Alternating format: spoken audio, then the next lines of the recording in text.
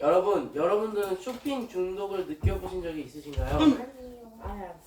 네. 아마 쇼핑 중독은 많은 분들이 느껴보실 겁니다.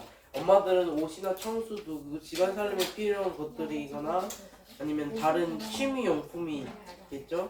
동생들은 아마 장난감이나 취미에 관련된 것들 간식에 느낄 수 있을 겁니다.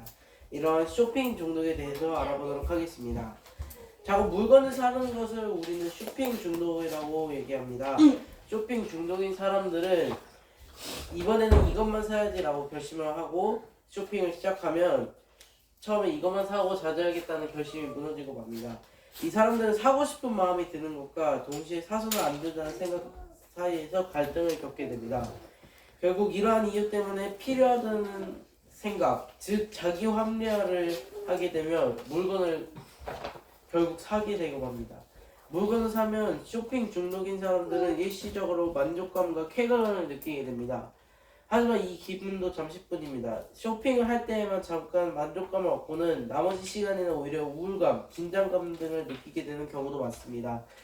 쇼핑을 하지 않은 평상시에도 물건을 사야 할 것 같은 왠지 모르는 불안감을 느끼기도 하고요. 그렇다면 왜 사람들은 쇼핑에 중독되는 것일까요? 이거는 쇼핑을 통해서 만족감을 느끼고 텅 빈 마음을 보상하려는 마음 때문일 수도 있습니다. 지금 무엇이 사고 싶다면 왜 그 물건을 사고 싶은지 생각해보세요.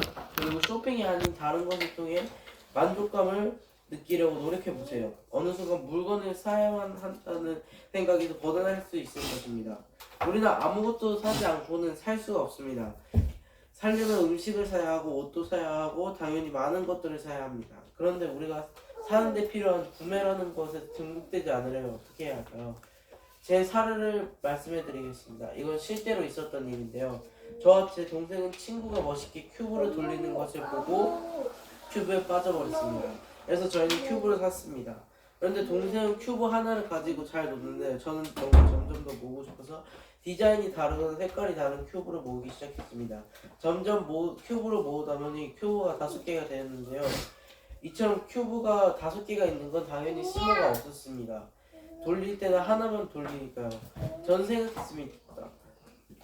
뭐에 빠져서 이렇게 큐브를 많이 샀을까 정말 의문이었습니다. 그런데 다음하니 그때 저는 쇼핑 중독에 걸려 있었던 것이죠.